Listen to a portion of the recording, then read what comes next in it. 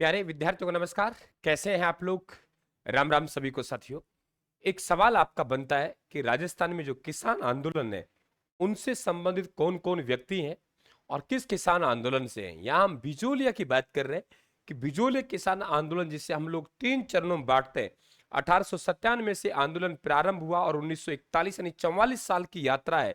भारत का सबसे लंबा चलने वाला अहिंसात्मक आंदोलन जिसको 3 चरणों में हम लोग बांटते हैं। 1897 से 1915 पहला चरण और 1916 से 1922 द्वितीय चरण और 1923 से 1941 तृतीय चरण। तृतीय चरण में कौन कौन व्यक्ति किसान नेता यहाँ जुड़े, उनका क्या रोल रहा, तो उनकी मैं बात कर रहा हूं। तो आप सभी का स्वागत इस क्लास में साथियों। अगर पसंद आए तो लाइक और शेयर करके मेरा हौसला बढ़ाए और रायथन के आप लोग टेलीग्राम को भी ज्वाइन करें ताकि अपडेट वगैरह मिलते रहे। देखिए, प्रथम चरण, ये जो आंदोलन चला हमारा, ये आंदोलन जो चला वो चला था, जो शुरू हुआ वो हुआ 1897 में। 1897 में आंदोलन शुरू हुआ और 1897 से ये आंदोलन चला वो 1941 तक चला, यानी पूरे पूरे 44 वर्ष चला। भारत में सबसे लंबा चलने वाला ये अहिंसात्मक आंदोलन था। भारत में सबसे लंबा चलने वाला अहिंसात्मक आंदोलन।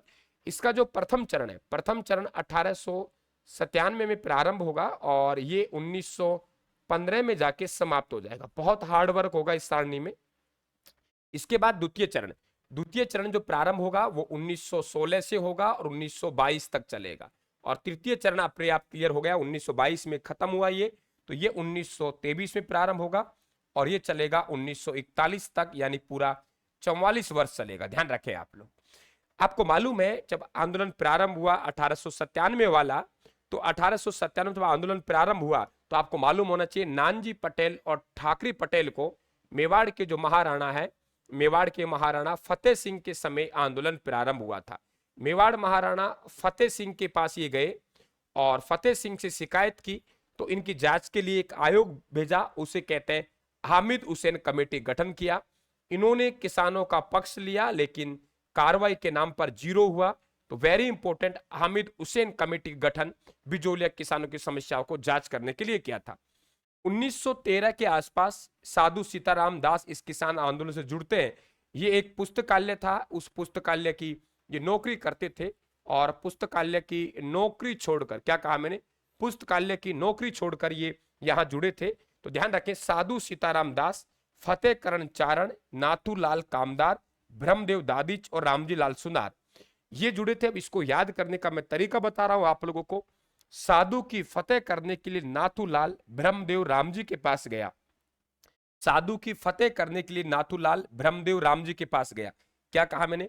साधु की फतेह करने के लिए, क्या कहा? साधु की फतेह करने के लिए, साधु की फतेह करने के लिए नाथूलाल ब्रह्मदेव रामजी के पास गया। तो साधु की फतेह करने के लिए, साधु की फतेह करने के लिए, साधु की फतेह करने के लिए नाथूलाल ब्रह्मदेव रामजी के पास गया। ये आपके प्रथम चरण के हैं। द्वितीय चरण में हरिभाई किंकर विद्या प्रचारणी सभा के संस्थापक है। कभी आपसे पूछा जाए तो ध्यान रखें, इस विद्या प्रचारणी सभा की जो स्थापना हुई थी वो स्थापना 1911 का समय था। 1911 में चित्तौड़ में हुई थी, है ना। 1911 में कहा हुई? चित्तौड़ में।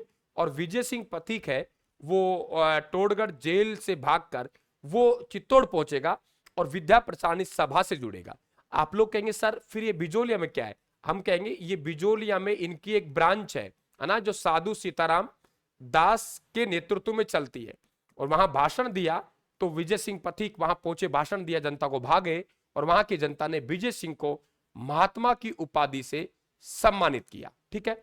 मन्नालाल पटेल, आपको मालूम है कि विजय सिंह पथिक के द्वारा हरियाली अमावस्या के दिन, हरियाली अमावस्या के दिन विजय सिंह पथिक द्वारा एक ऊपर माल किसान पंचायत गठन किया।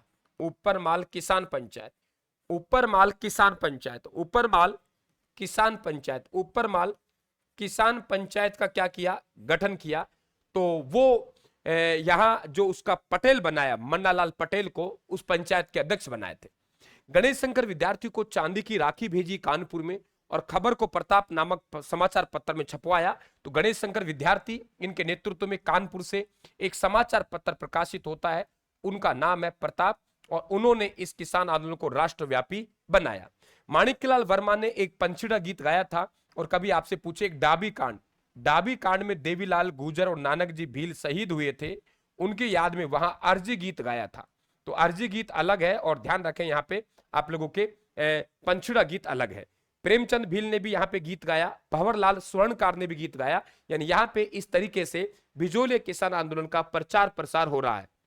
नारायण पटेल किसान नेता है। हिंदी भाई क्लास को लाइक और शेयर करना, और विद्यार्थियों चैनल को सब्सक्राब कर लेना। आप कहीं भी तैयारी कर रहे हैं, लेकिन आप लोगों को 1-1.5 घंटा राजस्थान को देना है। आप अपने आप को आगे पाएंगे, अपने आप को आप लोग निश्चित तौर से यहां आएंगे तो आप लोग सहज महसूस करेंगे, वाह गुरुजी क्या बात है ना। नारायण पटेल को गिरफ्तार किया, वहां की जनता ने नारा लगाया, इन्हें छोड़ दो हमें जेल दो। क्या लगाया? इन्हें छोड़ दो, इन्हें छोड़ दो हमें जेल दो, इन्हें छोड़ दो हमें जेल दो, इन्हें छोड़ दो हमें जेल दो के जो नारे लगाए थे वो नारायण पटेल की गिरफ्तारी पर लगाए गए थे। महादेव देसाई, जब आंदोलन राष्ट्रव्यापी बना, आंदोलन राष्ट्रीय स्तर पर पहुंचा, तो महात्मा गांधी जी ने अपने निजी सचिव को भेजा जांच के लिए, वो महादेव देसाई थे। फिर कई आयोग बने, भवानी दयाल आयोग राजपूताना मध्य भारत सभा का है। अब यहां ध्यान रखेंगे आप लोग कि ये जो बिजोलिया किसान आंदोलन से 2 राजा संबंधित होंगे। प्रारंभ हुआ तो महाराणा फतेह सिंह के समय, आंदोलन समाप्त हुआ 1941 में तो महाराणा भूपाल सिंह के समय। यह भी आपको मालूम होना चाहिए। यहां कौन कौन रहेंगे देखिए आप लोग, यहां पे जो ठाकुर है वो ठाकुर कौन कौन रहेंगे। यहां पे गोविंद सिंह तक की स्थिति ठीक थी बिजोलिया में।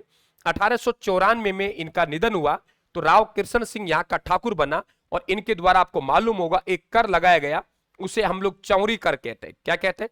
चौरी कर कहते हैं। एक हमारे पृथ्वी सिंह है, कौन है? पृथ्वी सिंह। 1914 में ध्यान रखें, ये इनकी मृत्यु हुई तो 1914 में, यानी 1906 के बाद, कृष्ण सिंह के बाद पृथ्वी सिंह बना। इनके द्वारा एक तलवार बंदाई कर लगाया गया। कौन सा कर? तलवार बंदाई कर। तो तलवार बंदाई कर इनके द्वारा लगाया गया है ना। तो हम लोग कह रहे हैं, देखो, गोविंद और कृष्ण पृथ्वी से केसरी के पास गया। सुनिए, गोविंद और कृष्ण पृथ्वी से केसरी के पास गया, यानी गोविंद सिंह के बाद कृष्ण सिंह के बाद पृथ्वी सिंह के बाद केसरी सिंह। समझ गए? गोविंद और कृष्ण पृथ्वी से केसरी के पास गए। मुनसर मात, ये केसरी सिंह क्या थे? अल्प व्यसक थे, तो इनकी जगह एक बोर्ड बैठाया गया जो शासन करेगा, अमर सिंह राणावत और डूंगर सिंह भाटी।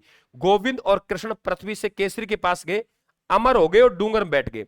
गोविंद और कृष्ण पृथ्वी से केसरी के पास गए, अमर हो गए, डूंगर बैठ गए। तो मुनसर मात, ठाकुर की जगह किसी को बिठा देना, वो प्रथा मुनसर मात कहलाती है। महाराणा फतेह सिंह के समय शुरू हुआ और आंदोलन समाप्त महाराणा भूपाल सिंह के समय हुआ। तीसरा है हमारा माणिक्यलाल वर्मा के नेतृत्व में आंदोलन प्रारंभ हुआ। तीसरा चरण, हरिभाऊ उपाध्याय, रमाबाई। कई बार पूछता है रमाबाई का संबंध किससे है? बिजोलिया से। दुर्गा प्रसाद चौधरी, अचलेश्वर प्रसाद, लादूराम। हरि की रमा प्रसाद चढ़ाती है, हरि की रमा प्रसाद चढ़ाती है, हरि की रमा दुर्गा अचल है, लाडू चढ़ाओ। हरि रमा दुर्गा अचल है, लाडू चढ़ाओ। इनको गिरफ्तार कर लिया जाता है। प्यारेचंद विश्नोई व्यापारी की वेश में इनको गिरफ्तार कर लिया जाता है। और 1941 में जब ये समझौता हुआ तो उस समय मेवाड़ के प्रधानमंत्री सुखदेव प्रसाद थे। जमलाल बजाज, हरिभाऊ उपाध्याय, महाराणा भूपाल सिंह प्रधानमंत्री, टी विजय राघवचारी और राजस्व मंत्री डॉक्टर मोहन सिंह मेहता के नेतृत्व में 1941 में यह आंदोलन क्या हुआ? समाप्त हुआ। तो मेरा प्रयास था यहाँ पे आप लोगों को बेहतर देने का। आपको कितना समझ आए बिल्कुल आप कमेंट बॉक्स में बताएं।